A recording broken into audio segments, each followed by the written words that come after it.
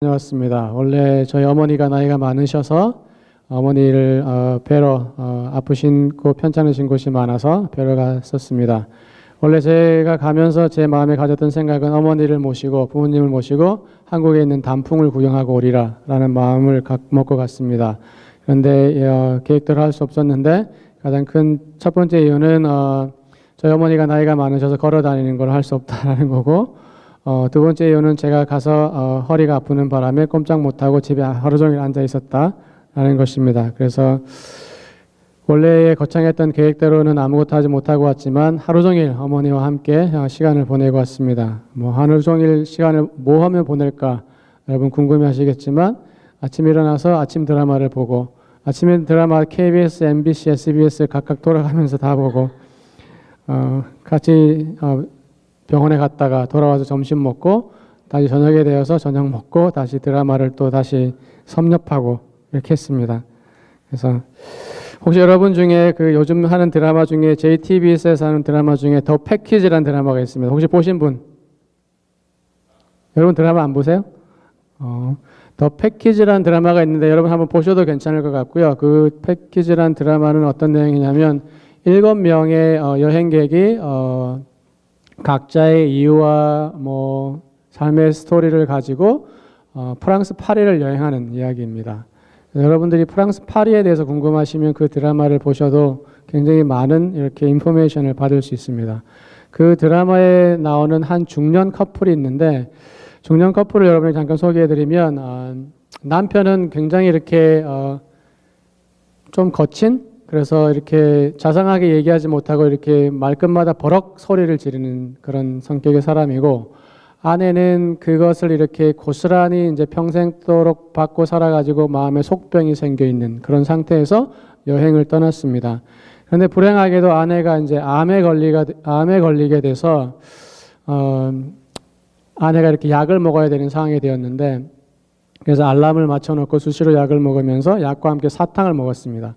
그러면 이제 남편이 어떻게 얘기해야 될까요? 아내를 향해서 당신 되게 고생이 많다라고 얘기해야 되는데, 속으로는 당신 고생 되게 많다라고 하는지 모르겠지만 겉으로 표현되어지는 말은 애도 아니고 왜 사탕 먹냐고, 이빨 썩으려고 왜 사탕 먹냐고, 밥 먹기 전에 약을 먹고 사탕을 먹으면 밥 먹으려고 하는데 입맛 떨어지게 왜 사탕을 먹냐고, 이렇게 핀잔을 주고 버럭 화를 내는 성격의 사람이 남편이었습니다. 또 아내가 유황오리집을 운영했는데, 유황오리집을 운영하다가 좀 진상 손님을 만나서 속이 상해가지고 밖에 나와서 울었는데, 남편이 쫓아와서 왜 그런 것 때문에 우냐고, 당신이 그런 것 때문에 울 이유가 뭐가 있냐고 오히려 아내를 혼내는 그런 성격의 사람이 남편이었습니다. 그런데 혼자 있을 때는 아내의 건강을 생각하며 울기도 하고 이렇게 기도하기도 하고 하나님 낫게 해달라고 하는 그런 마음이 있었지만, 겉으로 표현되어질 때는 그게 그렇게 표현되지 않고 되게 거칠게 버럭 소리 지르는 것으로 표현되어지곤 했습니다.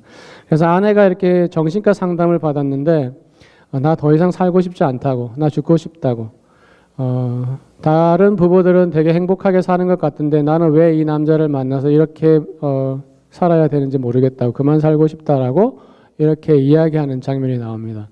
그러면서 정신과 의사가 그 아내에게 여러 번의 상담을 거치면서 정말로 원하시는 게 뭐냐고, 이제 좀 솔직해지시면 좋겠다고 이렇게 얘기하니까 아내가 나중에는 아니라고, 자기 살고 싶다고, 자기도 좀 행복하게 살아보고 싶다라고 이렇게 이야기하는 장면이 나옵니다. 이 드라마를 보면서 마음에 한편 드는 생각은, 참 사람이 대화할 때 어떻게 대화하는지 다시 한번 생각해 보게 되었습니다. 우리는 대화할 때 이렇게 그냥 겉으로 되어지는 말에 이렇게 너무 많은 무게를 두고 살아갈 때가 참 많이 있는 것 같습니다. 그런데 만약에 그 사람의 겉에서 하는 말이 아닌 마음의 소리를 들을 수 있었다면 조금은 관계가 달라지지 않았을까. 만약에 버럭버럭 소리를 지르는 그 남편과 아내 사이의 대화가, 아내가 조금만 더, 물론 쉽지 않은 일이었겠지만 그 마음에 걱정하는 소리를 들을 수 있었다면 조금은 그들의 관계가 달라지지 않았을까라는 생각을 해봅니다. 겉의 말만 듣지 말고 마음의 소리를 듣는 연습이 우리에게 필요하겠다라는 생각을 하게 되었습니다. 저는 여러분들이 아시다시피 먹는 걸 그렇게 많이 먹는 사람은 아닙니다. 그냥 적당한 양을 먹고 나면 그것으로 충분하게 이렇게 생각하는 사람입니다. 그래서 아무리 맛있는 것이 있어도 이렇게 하나님이 절제하는 은사를 주셔서 잘 절제하고 그만 먹을 때가 많이 있습니다. 부산에 이제 부모님을 뵈러 가서 이제 같이 이렇게 지내다가도 이제 제가 밖에 일이 있어서 나갔다가 들어오면 점심 시간이나 저녁 시간을 놓쳐서 들어올 때가 있습니다. 그러면 제가 밥을 먹고 들어오거든요. 밥을 먹고 들어오면 어머니가 저에게 하는 말이 밥 안 먹었지? 밥 먹어야지. 제가 3시에 들어왔는데도 밥 안 먹었지? 밥 먹어야지. 엄마 밥 먹고 왔어. 밥 안 먹었잖아. 왜 거짓말해? 밥 먹어. 먹었다니까? 저녁에 되어서 한 8시, 9시 돼서 들어와도 밥 먹었어? 밥 안 먹었지? 밥 먹어야지. 밥 먹었어, 엄마. 안 먹었잖아. 먹어. 이거를 이렇게 한 번은 이렇게 괜찮은데 계속해서 들으면 이렇게 싫다니까. 만약에 저희 아내가 저에게 이런 말을 했었으면 제가 되게 됐다고 그만하라고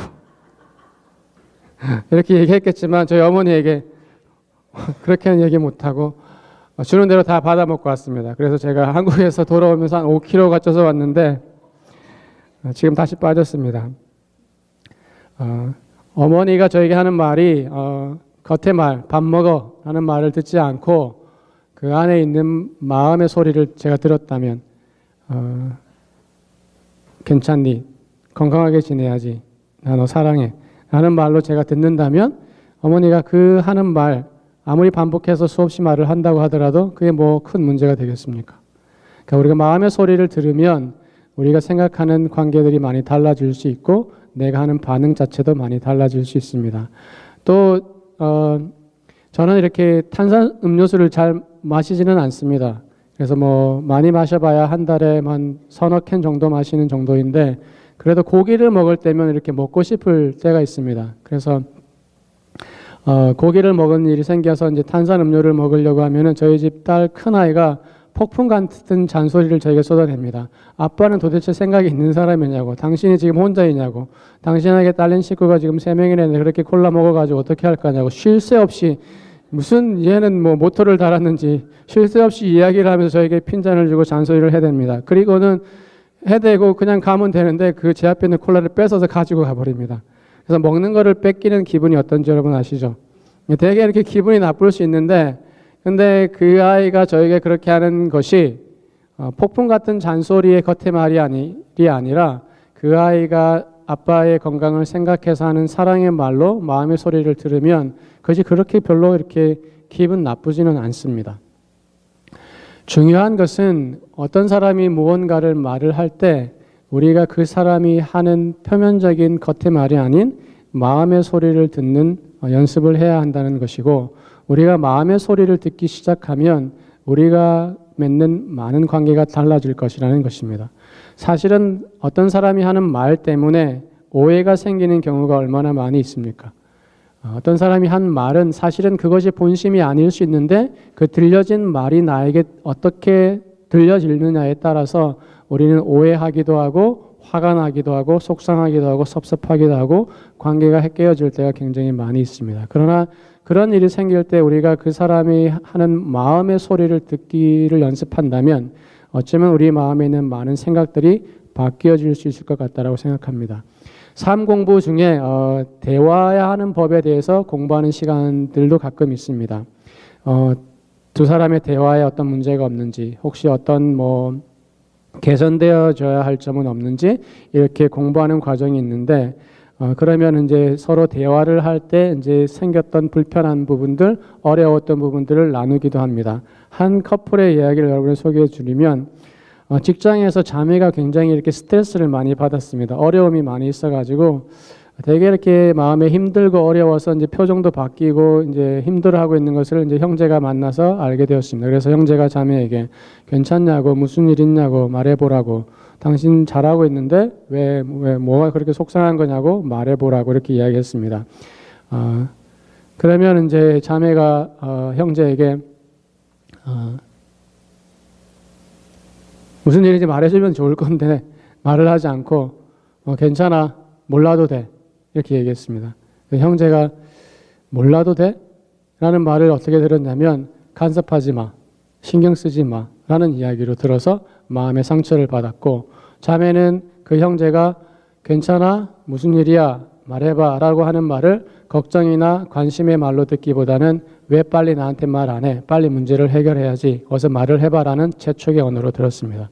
그래서 두 사람 사이에 그거 가지고 이렇게 문제가 생겼다가 풀어졌다가 생겼다가 풀어졌다가 했는데, 만약에 두 사람의 대화에서 겉의 말이 아니라 마음의 말을 들었다면 대화하는 것이 많이 달라질 수 있었을 것입니다. 상처받는 일도 생기지 않았을 수 있을 것입니다.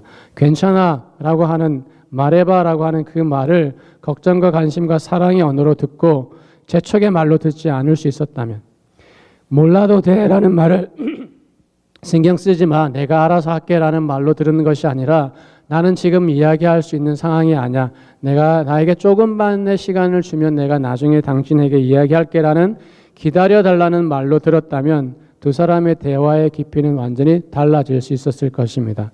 그런데 대부분의 사람들은 대화할 때 겉으로 표현되어지는 말에만 신경을 쓰는 경우가 많아서 관계가 어려워지기도 하고 싸움이 일어나기도 하고 분란이 생길 수도 있습니다. 우리는 어떻게 대화하고 있을까? 여러분은 어떻게 대화하고 있나요? 어떤 사람이 말할 때 그 사람의 겉의 말에만 귀를 기울이나요? 아니면 그 사람의 마음의 소리에도 여러분은 귀를 기울이나요? 학자들은 이야기할 때 사람들은 크게 대화를 할 때 세 가지 중요한 요소가 있다라고 이야기합니다. 첫 번째 중요한 요소는 그 사람이 하는 실제적인 말, 언어, 그래서 actual content가 중요한데 그것이 한 요소이고, 또 다른 하나는 그 사람이 어떤 식으로 그것을 표현하는지 그 사람의 목소리 톤, 그래서 tone of voice, 그것이 하나의 요소이고, 나머지 세 번째는 그 사람이 어떤 눈빛으로, 어떤 표정으로, 어떤 자세로, 어떤 몸짓으로 얘기하는지, 그러니까 non-verbal communication이 차지하는 비중이 또 하나. 이렇게 세 가지가 있습니다. 이 중에 제일 큰 비중을 차지하는 건 뭘까요? actual content, 그러니까 말이 차지하는 비중은, 대화를 할 때 차지하는 비중은 7%라고 합니다. 학자들의 연구에 의하면. 실제로 이 사람이 목소리 톤으로 커뮤니케이션 하는 것은 38%.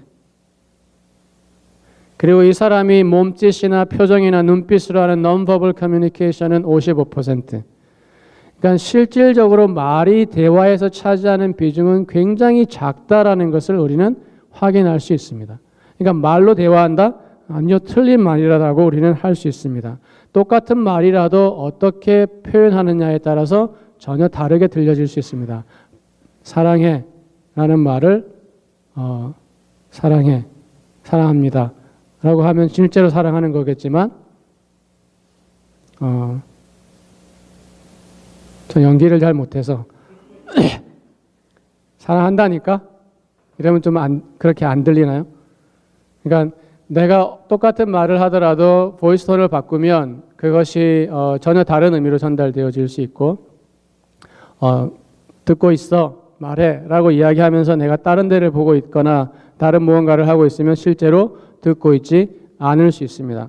그러니까 어떤 사람이 누군가와 대화를 할 때 실질적으로 말이 차지하는 비중은 10% 미만이고 90% 이상은 말이 아닌 다른 것들에 의해서 좌우되는 것을 알 수 있습니다. 그러니까 실제로 대화는 말의 교환이 아니라 생각과 마음의 교환이라는 것을 우리가 확인해야 되고, 생각과 마음의 교환은 말로 이루어지는 것이 아니라 그 사람이 어떤 몸짓, 어떤 눈빛, 어떤 태도, 어떤 자세를 가지고 커뮤니케이션을 하느냐에 따라서 달라진다라는 것을 우리가 확인할 수 있습니다. 그러니까 여러분이 만약에 목장 나눔을 할 때 목장에서 누군가가 쉐어링을 하는데 누군가가 핸드폰을 계속 보고 있다. 그 사람은 대화에 참여하고 있을까요? 안 할까요? 안 하는 거죠. 여러분, 제가 지금 여러분 설교자와 여러분들이 지금 대화를 하고 있는 것입니다. 하나님의 말씀으로. 제가 여러분과 대화를 하고 있는데 여러분이 저를 쳐다보지 않고 딴짓을 하고 있다면, 저쪽에 있는 사람들 딴짓을 하고 있다면 대화를 하고 있는 걸까요? 안 하는 걸까요? 안 하는 거겠죠. 왜? 우리의 대화는 말과 귀로 되어지는 것이 아니라 그 사람이 가지고 있는 태도와 자세와 몸짓을 통해서 이루어지는 거기 때문에, 대화에서 말이 차지하는 비중이 이렇게 작기 때문에 사실은 우리는 말을 몰라도, 언어를 몰라도 대화할 수 있습니다. 여러분 어린아이를 다 키워보셨죠? 어린아이가 대화가 되나요? 안 되나요? 저기 맨 뒤에 이제 갓난아이의 아빠인 형제가 있습니다. 아이는 말을 못하겠죠. 아이와 대화할 수 있을까요? 없을까요? 대화할 수 있죠. 여러분 외국에 나가보신 경험이 있으시죠? 말이 되나요? 안 되나요? 안 되죠. 여러분 미국에 사지만 미국 사람과 대화가 되나요? 안 되나요? 안 될 때가 많이 있습니다. 말이 안 될 때가 많이 있습니다. 그러나 대화는 할 수 있을까요? 없을까요? 대화는 할 수 있죠. 왜? 말로 아니라 몸짓으로 대화할 수 있으니까. 눈빛으로 대화할 수 있으니까. 그러니까 실질적으로 우리는 언어를 몰라도 말을 이해하지 못하도 그 사람과 생각과 마음을 교환할 수 있다는 것을 알 수 있습니다. 제가 예전에 선교지에서 사역했던 적이 있었는데 그때 저희 팀의 팀 리더가 미국 사람이었습니다. 그 사람은 영어를 썼죠. 저는 선교지에 처음 나갔기 때문에 영어가 자유롭지도 못했고 근데 특별히 그 사람은 다른 팀 리더에게 존경받는 사람은 아니었습니다. 굉장히 이렇게 권위적인 사람이었고 사람들에게 이렇게 따뜻하게 친절하게 그 사람을 케어하는 사람도 아니었기 때문에 사람들에게 존경받지는 못하는 리더였습니다. 그래서 그 사람이 어떤 모임에서 무엇인가 말을 하거나 강의를 하거나 가르칠 때 아무도 그 사람의 얼굴을 쳐다보는 사람이 없었습니다. 왜? 못 알아들었기 때문이기도 하지만 나는 당신과 이야기하고 싶지 않아라는 것을 무언으로 표현했기 때문에 그렇습니다. 근데 저는 팀에 속해하면서 제가 했던 것 중에 유일한 것은 그 사람을 굉장히 이렇게 쳐다봤습니다. 아마 그 사람은 제가 그 사람의 말을 이해한다라고 생각했을지 모르겠습니다. 그러나 저는 이해해서 쳐다본 게 아니라 그냥 쳐다봤습니다. 그 얼굴을 빤히 쳐다보고 눈을 쳐다보고 입술을 쳐다보고 내 몸이 그 사람을 향해서 계속 있었습니다. 그러니까 그 사람도 나중에는 다른 사람들은 다 아무도 자기를 쳐다보는 사람이 없는데 동양에서 온 한 사람이 자기를 계속 쳐다보고 있으니까 그 사람도 자연스럽게 말을 할 때는 나를 쳐다보면서 이야기했고 내 눈을 보면서 이야기하기 시작했습니다. 그래서 그 사람과 나는 언어의 수준, 영어의 수준에 관계없이 하나의 신뢰관계를 형성하기 시작했습니다. 왜? 우리는 말을 통해서 대화한 것이 아니라 몸짓으로 눈빛으로 그 사람과 나는 마음과 생각을 나누고 있었기 때문에 그렇습니다. 제가 예전에 대학 다닐 때 수화단체에서 1년 동안 자원봉사를 한 적이 있었습니다. 그 사람들은 말을 하지 못하는 사람들입니다. 저는 수화를 배우기 위해서 갔지만 수화를 할 수 없었습니다. 배우는 단계에 있었기 때문에. 그렇지만 그 사람들과 저는 충분히 우리의 마음과 생각을 나눌 수 있었습니다. 그 사람들의 눈을 오래 쳐다보면 무슨 말을 하고 싶어 하는지 이해할 수 있었습니다.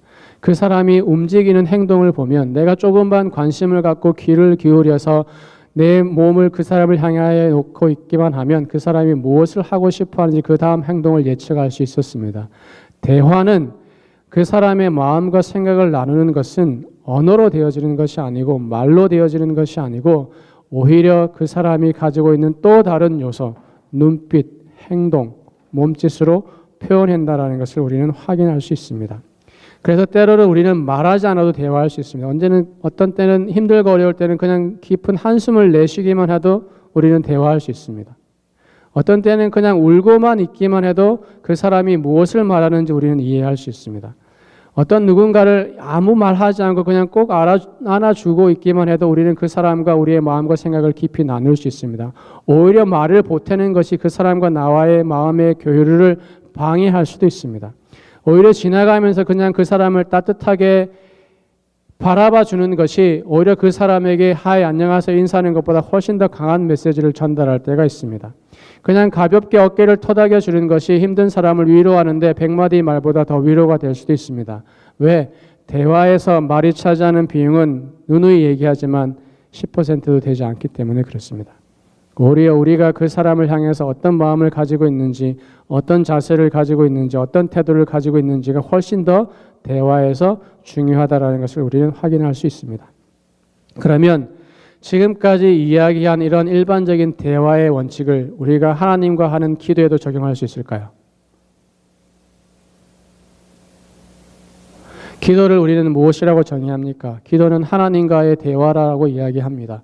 그렇다면 우리가 하나님과 대화할 때 우리가 지금까지 이야기한 말이 차지하는 것보다 오히려 하나님과 우리의 마음과 생각의 전달과 교환은 몸짓이나 태도나 그런 자세로 전달되어 주는 것이다라고 우리가 이 똑같은 원칙을 기도에도 적용할 수 있을까요? 만약에 적용할 수 있다면 우리의 기도는 어떻게 달라질 수 있을까요?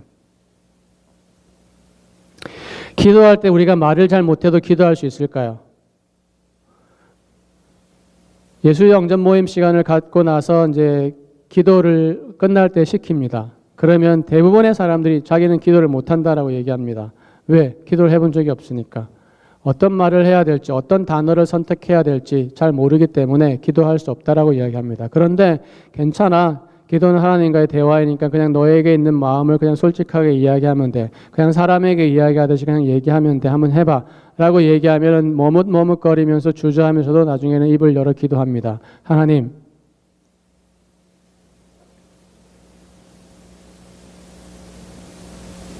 속사포처럼 화려한 말로 기도를 이어가지 못하지만 하나님, 침묵의 시간이 오래 걸리더라도 그 마음의 진심을 담아서 하나님 감사합니다 라는 이 한마디를 하는데도 오히려 1분의 시간, 2분의 시간, 3분의 시간이 걸리기도 하지만 어떤 때에는 그 한마디 말이 훨씬 더 저에게 감격스럽게 다가올 때가 있습니다. 왜? 그 사람의 말 속에는 그 사람의 진심이 담겨 있기 때문에.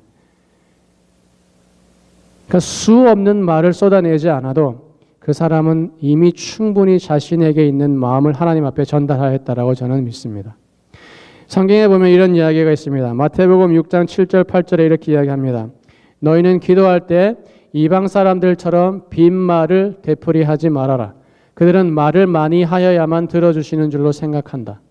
그러니까 사람들이 어떻게 생각하는 것입니까? 우리가 기도할 때 많은 말을 해야지만, 기도할 때 쉴 새 없이 무언가 하나님 앞에 요구해야지만, 무언가 내가 계속해서 끊임없이 말을 이어가야지만 기도한다라고 생각하는데, 오히려 말을 이어가지 못하고 끊어질 때 더 올바른 기도가 될 수 있다라고 우리에게 이야기하는 것입니다.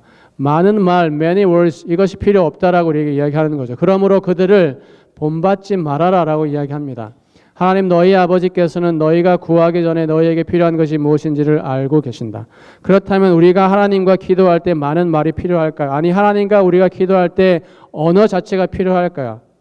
내가 하나님 앞에 기도할 때 말하는 능력이 상실되어 있으면 내가 하나님 앞에 어떻게 기도해야 될까요? 아니, 어찌 보면 우리가 하나님 앞에 기도할 때 한마디 말도 필요하지 않을 수 있다라고 성경 우리에게 이야기하는 것입니다. 모세는 하나님 앞에 기도하는 사람으로 알려져 있는 사람입니다. 모세가 하나님 앞에 기도할 때 어떻게 기도했는지 아십니까? 모세는 하나님 앞에 기도할 때 그냥 자기가 머문 자리에서 기도하기보다는 시내산이라는 특별한 장소로 가서 기도하기를 원했습니다. 그가 있는 곳에서 시내산 거기까지는 한 40일이라는 시간이 걸렸습니다.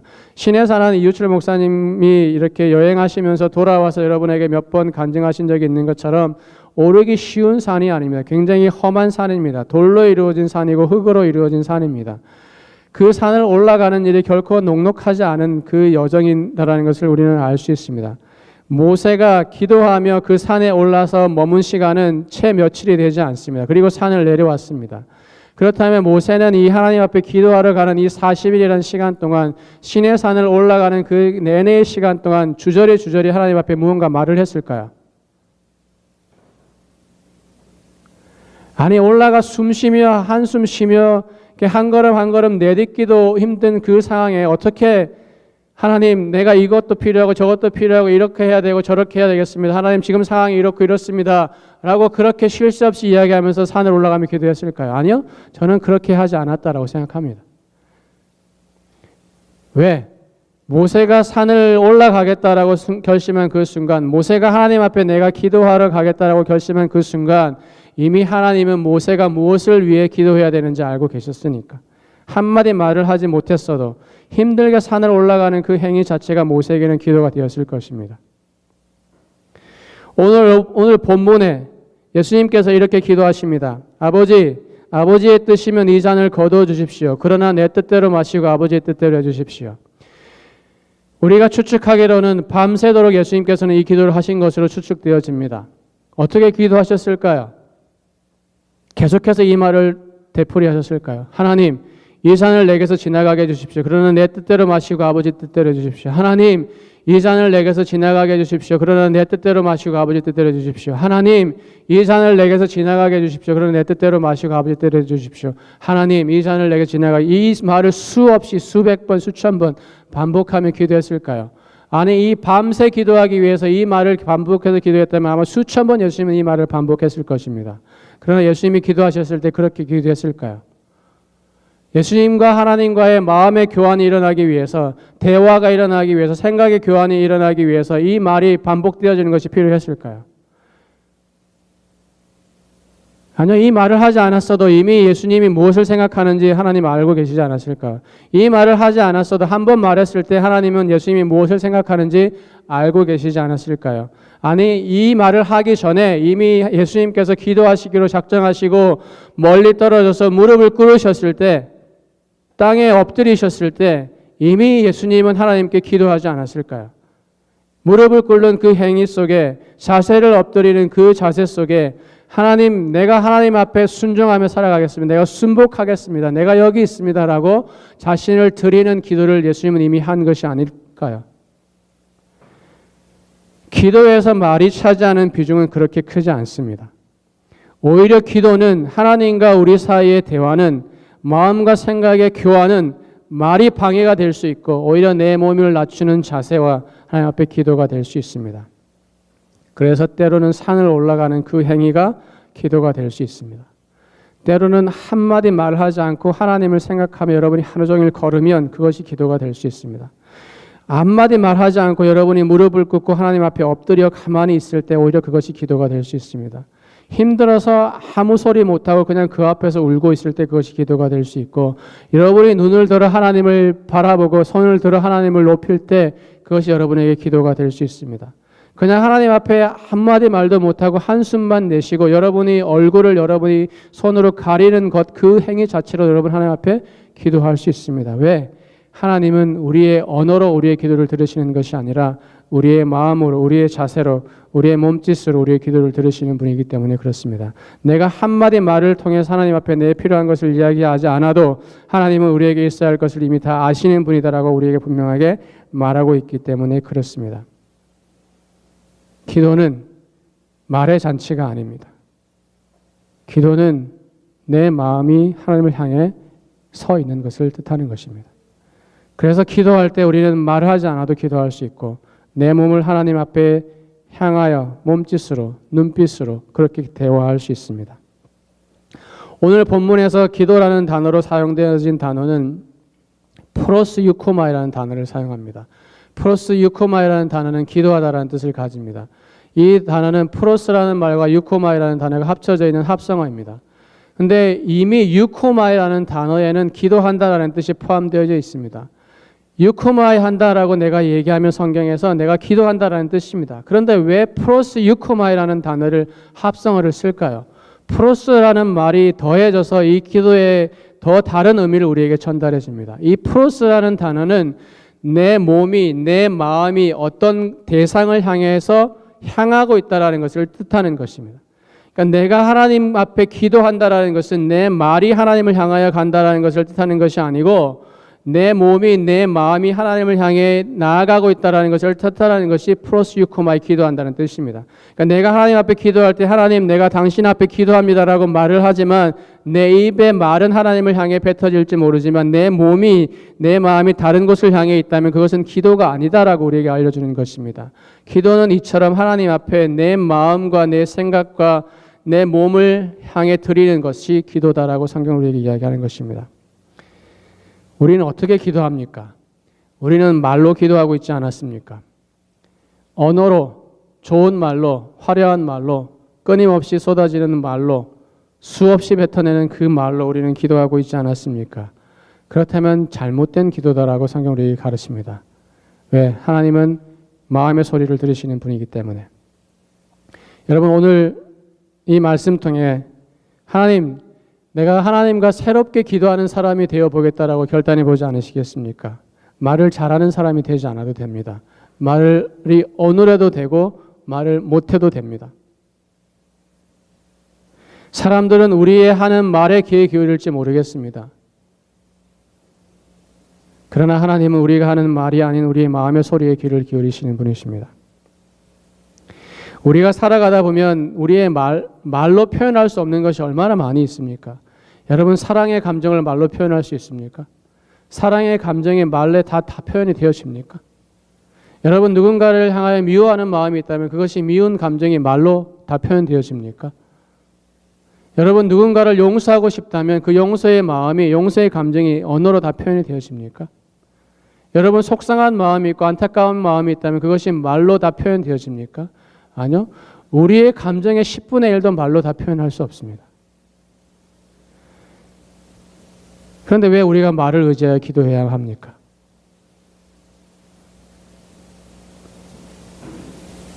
새벽에 하나님 앞에 나와 기도하기로 결심하고 나와 있다가 여러분 한마디 말도 못하고 간 때 여러분 기도 안 하고 간 걸까요? 여러분 집에서 여러분 방에 들어가서 무릎 꿇고 침대 밑에 하나님 앞에 엎드려 있을 때 여러분 말하지 못한다고 해서 여러분이 기도하지 않은 것일까요? 아니요. 여러분이 내가 기도하기로 작정한 그 순간, 내가 하나님을 생각하기로 작정한 그 순간, 내가 내 몸과 내 마음을 하나님 앞에 낮추기로 결심한 그 순간 이미 우리의 기도는 시작되었다라고 성경은 이야기합니다. 우리가 이렇게 하나님 앞에 새롭게 기도할 수 있는 사람이 되면 좋겠습니다. 우리가 말을 의지하여서 우리의 기도의 깊이를 굉장히 얕은 수준에 머물게 하지 아니하고 우리가 하나님이 우리의 마음의 소리를 들으시는 분이시고 우리의 마음의 소리는 내 말로 표현되어지는 것이 아니라 내 눈빛과 내 몸짓으로 표현되어진다는 것을 알아 우리가 다시 한번 하나님 앞에 기도의 사람으로 살아가기로 헌신할 수 있으면 좋겠습니다. 같이 기도하겠습니다.